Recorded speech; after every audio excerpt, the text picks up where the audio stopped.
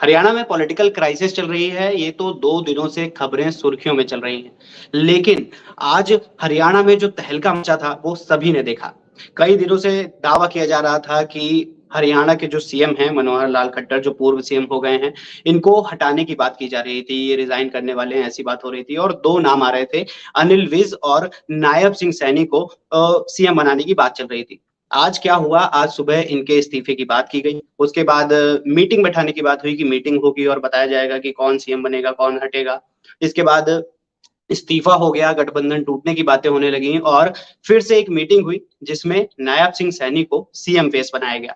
अब इस पूरी पॉलिटिकल क्राइसिस का जो है क्या लोकसभा 2024 में क्या असर पड़ेगा, ये जानने के लिए हम बैठे हैं सर के साथ।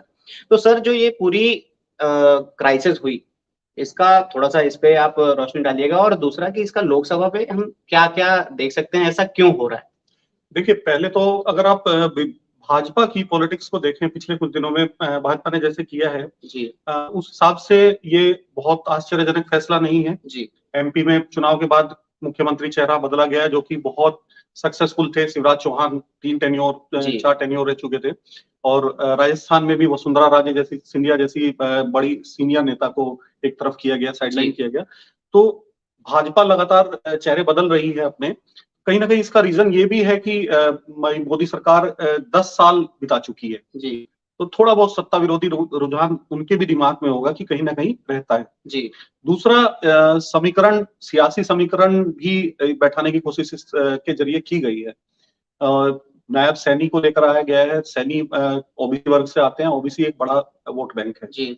और जैसा कि हरियाणा में अभी तक अगर आप देखें तो हरियाणा में भाजपा जब 2014 के बाद से 2014 में जब पीएम मोदी प्रधानमंत्री बने थे, उसके बाद भाजपा का जो हरियाणा को लेकर रुख रहा है वो कहीं न कहीं ओबीसी को टारगेट करके रहा है। उसमें ओबीसी में सिर्फ जाट वोट को छोड़कर। जी। पहले हरियाणा की राजनीति को हम समझ लेते हैं थोड़ा-सा। हरियाणा की राजनीति अगर हम 2 भागों में बाँटते हैं, 2014 से पहले और 2014 के बाद। ओके। तो 2014 से पहले हरियाणा की राजनीति का मतलब होता था सिर्फ और सिर्फ जाट वोट। जी। हरियाणा की राजनीति पूरी तरह से जाट वोट के इर्द-गिर्द घूमती थी। जाट वोट ही निर्णायक माना जाता था। जी। आप जितने भी मुख्यमंत्री चेहरे देखेंगे, वो सब लगातार आपको भजन लाल या अपने मतलब इनेलो वाले जो थे अपने और जैसे भूपेंद्र हुड्डा, फैमिली हुड्डा परिवार सब जाट सीएम ही आपको लगातार मिल रहे थे। अब उसके बाद एकदम से 2014 में पीएम मोदी की सरकार आई। पीएम मोदी की सरकार आने के बाद में पीएम मोदी की सरकार को सुप्रीम कोर्ट के ऑर्डर पर जाट आरक्षण को खत्म करना पड़ता है, जिसको लोग कांग्रेस ने अपनी सरकार जाते-जाते जाटों को दिया था आकर्षित करने के लिए। तो सबसे पहला काम उन्होंने यही किया, हाँ, जाट आरक्षण को खत्म करना पड़ा। उसका सबसे ज्यादा इम्पैक्ट हुआ था अगर आपको याद हो हरियाणा के अंदर। हरियाणा में जाट आरक्षण आंदोलन को लेकर के बहुत हिंसा हुई थी, बड़े पैमाने पर हिंसक हो गया था आंदोलन और एक तरीके से कहीं न कहीं वो आंदोलन अन्य ओबीसी वर्सेस जाट हो गया था। ओके। अगर आप देखें उसको तो वो 2 धड़ों में बट गया था। ओबीसी वोट 2 धड़ों में बट गया था, जिसमें सैनी, यादव ये सब एक तरफ थे और आपका जाट वोट एक तरफ हो गया था। तो ऐसे में सबसे पहले उससे भी पहले पीएम मोदी ने एक नया पीएम मोदी की अगुवाई में एक नया फैसला लिया गया था हरियाणा में एक खत्री चेहरे को मुख्यमंत्री बनाने का। मनोहर लाल खट्टर एक खत्री चेहरा होने के बावजूद मुख्यमंत्री बने थे, जबकि खत्री वोट बैंक बहुत बड़ा नहीं माना जाता था। तो ये वहीं से पॉलिटिक्स को एक नया एंगल देने की शुरुआत हुई और उसी का अब ये जो आपको एक नया रूप देखने को मिल रहा है। कहीं न कहीं सियासी समीकरण है कि जाट वर्सेस अन्य। आप उसको लेकर आए जिससे आप क्योंकि जाट वोट भाजपा से हरियाणा में खफा माने जाते हैं, चाहे वो किसान आंदोलन की बात मान ले आप, चाहे वो आरक्षण से जुड़ा हुआ मुद्दा हो। तो कहीं न कहीं ये माना जाता है कि हरियाणा में जाट वोट जो है वो भाजपा के साथ नहीं है। क्योंकि अगर टोटल वोट देखें तो 25% के आसपास कुछ ओबीसी वोट है, जिनमें से 17% जाट का होता है। नहीं, 30%, 25 से 30 जी। ओबीसी वोट हैं और जी। जिनमें से जाट, हाँ 17% के करीब जाट हैं। लेकिन अगर आप समीकरण देखें, पूरा जातिगत समीकरण देखें तो जी। 30% वोट आपके खत्री और ये अन्य समुदाय के मिलते हैं, अच्छा। जो आपके मतलब लगभग बैठ पंजाबी, ब्राह्मण, बनिया, जी। खत्री, मतलब ये सब जो है वो 30% के करीब वोटर हैं, ओके। जो भाजपा का कोर वोट बैंक माना जा रहा है। जी। इस समय भाजपा का कोर वोट बैंक है। उसके अलावा आपके पास में अगर हम जाटों को अलग हटा देते हैं तो भी 10 से 13% ओबीसी वोट बचता है, ओके। जिसमें आपके यादव, अहीर और आपके सैनी जाति वगैरह आते हैं। जी। और सैनी एक अच्छा वोट बैंक है वहां पर, यादव एक अच्छा वोट बैंक है, पूरा अहीरवाल एरिया है जी। साउथ हरियाणा का, जो यादव प्रो माना जाता है। जी। तो इस वजह से कहीं ना कहीं ये समीकरण है कि जाट वर्सेस 36 बिरादरी आप कर दीजिए, जी। जिसमें दलित को भी ये अपनी तरफ अट्रैक्ट कर रहे हैं, क्योंकि अभी तक हरियाणा में कोई भी ऐसी पार्टी नहीं है प्रभावी जो जिसका दलित वोट बैंक अपना माना जा सके। ओके। मतलब बसपा का वहां कोई बहुत ज्यादा रोल नहीं है, जी। आप वहां जगह नहीं बना पाई है, तो दलित वोट अभी तक भाजपा और कांग्रेस के बीच बंटते रहे हैं। अच्छा। जिसपे अगर हम पिछले 10 साल की राजनीति देखें तो कहीं ना कहीं दलितों का झुकाव भाजपा की तरफ बढ़ा है। तो जब इतना कुछ चल रहा था, जब भाजपा ने चांस दिया था खत्री समाज को और मनोहर लाल खट्टर को सीएम बनाया था वहां का, तो अब उनको रिप्लेस क्यों किया उन्होंने? ये कहीं ना कहीं एंटी इनकम्बेंसी फैक्टर है, 2 बार मुख्यमंत्री रह चुके हैं जी। मनोहर लाल खट्टर। पिछले दिनों जो हुआ है हरियाणा में, जी। हरियाणा पंजाब का जो समीकरण बना था किसान जी। आंदोलन के कारण, जो हिंसा, आपने देखा होगा कि हरियाणा और पंजाब के बॉर्डर पर इस जी। बार हिंसा, दिल्ली में किसान नहीं पहुंच पाए, जी। इस बार हरियाणा बॉर्डर पर रोक दिया गया। तो उसमें कहीं जो आंसू गैस के गोले किसानों पर छोड़े गए, वो कहीं ना कहीं मतलब एक नाराजगी का फैक्टर बना हुआ था, जी। जिसमें सबसे ज्यादा जो आलोचना किसान नेता और किसानों की तरफ से की जा रही थी वो मनोहर लाल खट्टर की हो रही थी। जी।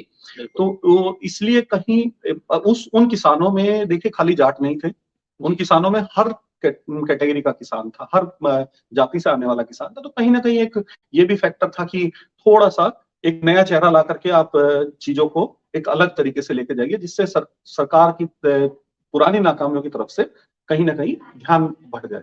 तो ये दूसरा रीजन इसका वही है जो मैं आपको कह रहा हूँ, जाट मतदाता वाला, क्योंकि जी। 2019 के विधानसभा चुनाव को भी अगर हम देखें तो उसमें अभी खाली लोकसभा चुनाव नहीं है सरकार के जी। सामने, सरकार को इसके बाद हरियाणा में विधानसभा चुनाव भी फेस बिल्कुल। करने हैं, जिसमें उनको जेजेपी शायद उनका गठबंधन छोड़ रही है। जेजेपी अभी आज जो बात चल रही है जी। उसमें ये है कि जेजेपी ने हालांकि अभी तक कहा नहीं है, जेजेपी ने अपने पत्ते खोले नहीं है, जेजेपी ने की इमरजेंसी मीटिंग बुलाई गई थी जिसमें उन्होंने तय किया कि हम कल अपने पत्ते खोलेंगे, आज जी। नहीं खोलेंगे। तो सुनने में यही आ रहा है कि जेजेपी शायद सरकार से हट रही है, और उसका रीजन कहीं ना कहीं यही है कि जेजेपी का जो कोर वोट बैंक है वो जाट है। जेजेपी की 10 सीटें जो मिली हुई है जी। उसको जाट वोट बैंक की वजह से मिली हुई है, वो जाटों की नाराजगी की वजह से। कुल मिला के अब अपने साथ व्यूअर्स को बताते हैं कि विधानसभा जो वहाँ की है उसमें 90 सीटें होती हैं, जिनमें से अभी बीजेपी के पास 41 सीट है और जेजेपी के पास 10 सीट 10 सीट और 30 सीट कांग्रेस के पास है। जी। और कांग्रेस की 30 सीट भी ये माना जाता है कि चूंकि हुड्डा परिवार पूरी तरह से जाट वोट बैंक हुड्डा परिवार के साथ माना जाता है, जी। तो जो 2019 के विधानसभा चुनाव में जाट वोट जो है वो जेजेपी और कांग्रेस के बीच बटे हैं, जी। भाजपा को उसका बहुत छोटा शेयर मिला है। तो